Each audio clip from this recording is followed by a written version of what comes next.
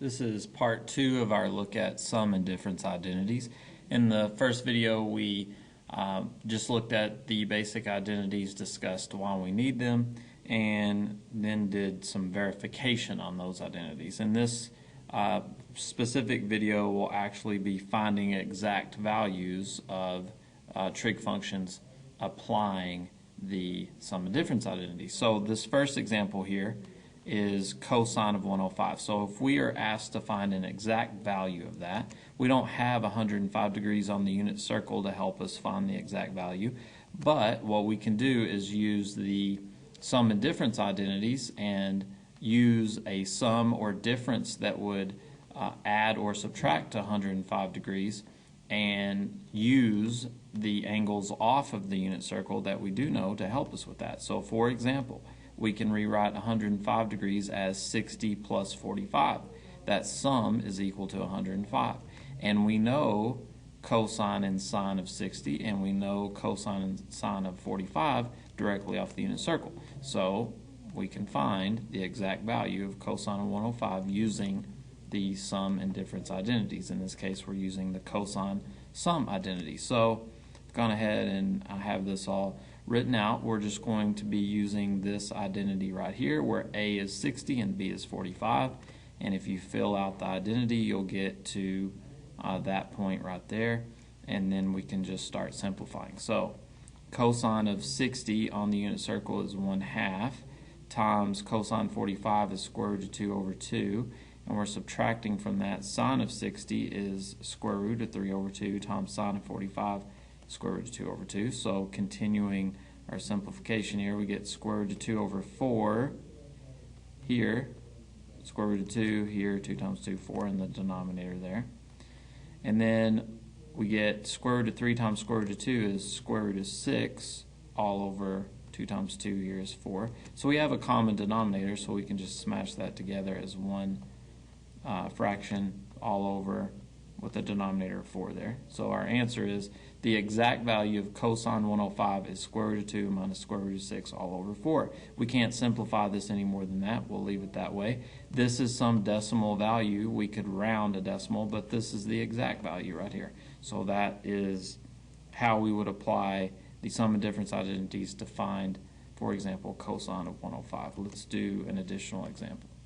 All right, here's an additional example here. So if we're asked to find sine of 15 degrees, for example, we don't have 15 degrees on the unit circle.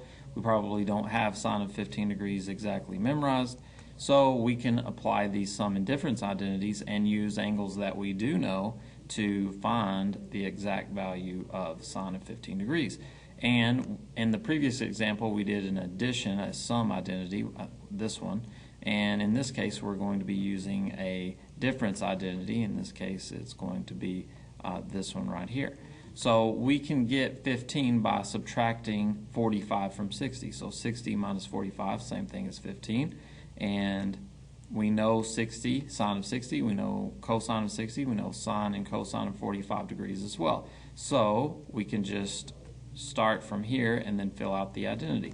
So we're using this identity right here where A is going to be 60 and B is going to be 45. So everywhere there's an A, we're plugging in 60 degrees. Everywhere there's a B in the identity, we're plugging in 45 degrees. So let's do that here. So we would get sine of A is 60 degrees times cosine of B is 45 degrees. Subtract from that, cosine of A is 60 degrees and sine of B is 45 degrees. Alright, so we're just plugging in A and B being 60 and 45 into this identity. So that's all we've done here. Okay, and then we use our knowledge off the unit circle. Sine of 60, that's square root of 3 over 2 times cosine 45, square root of 2 over 2. Subtract from that, cosine of 60, 1/2 times sine of 45, square root of 2 over 2. If you don't know these values, you've got to go back and work through your unit circle and get those down. You'll use them all the time. So this numerator simplifies to square root of 6 over denominator 4. Subtract from that this numerator, square root of 2, this denominator 4. So we have two fractions we're subtracting, we already have a common denominator. So final answer is going to be this. Sine of 15 degrees, the exact value, is equal to the square root of 6 minus the square root of 2 all over 4. We can't simplify any more than that, so this is our exact answer to sine of 15 degrees. Alright, this will be the last example for this video. We're going to use the tangent identities here. In this case, we'll be using the tangent difference identity. And that's generally students' least favorite. These are easier to work with than these, and I understand that. But we need to find the exact value of tangent of 15. We don't know that exact value. We don't have 15 degrees memorized off of our unit circle, so we need to use angles that we do know so that we can find the exact value here. So with tangent, when possible, try to use 60 and 45 because those tangent values are easier to work with than 30 degrees. Tangent of 30 degrees is square root of 3 over 3, and it gets a little messy to work with. Realize, we could have done this. To get 15, I could have done tangent of 45 minus 30 and still gotten 15 out of that. But tangent 30 is a mess to work with, so when possible, you want to use 60 and 45. That's a little tip for you. Alright, so here we have it. Tangent 15, same thing as 60, tangent of 60 minus 45. 60 degrees minus 45 degrees is 15 degrees. So we're going to be using this identity right here. Everywhere we have an A, we're going to plug in a 60 here and here. And everywhere we have a B, we're going to plug in a 45 here and here. Alright, so let's fill in the identity. So we get tangent of 60 degrees minus tangent of 45 degrees all over 1 plus tangent 60 degrees times tangent 45 degrees. So tangent of 60 is square root of 3, tangent of 45 degrees is 1. So if we don't have that memorized, we have to come up with that. So tangent of 60 degrees. Tangent on the unit circle is the y-coordinate divided by the x-coordinate. Well, at 60 degrees, the y-coordinate is square root of 3 over 2 divided by the x-coordinate, 1/2, so y divided by x. Flip and multiply, and you get square root of 3 over 2 times 2 over 1. 2's cancel. You get square root of 3 over 1, or square root of 3. Tangent 45. So at 45 degrees, the x and the y coordinates are the same. They're both square root of 2 over 2. So if you divide anything by itself other than 0, then that's equal to 1. So that's where those values are coming from. So everywhere we have a tan 60, we're going to replace it with square root of 3. Everywhere we have a tan 45, we're going to replace it with 1.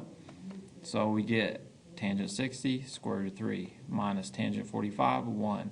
All over 1 plus tangent 60, square root of 3, tangent 45, 1.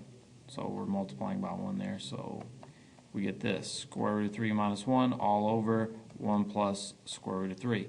We cannot leave this in the denominator. We can't have a radical there. So unfortunately, we can't just multiply by square root of 3 over square root of 3 because that won't do any good. We have a 1 here. We're going to have to multiply by the conjugate of this value, 1 plus square root of 3. The conjugate of that is 1 minus square root of 3. So we have to multiply the numerator and denominator by the conjugate.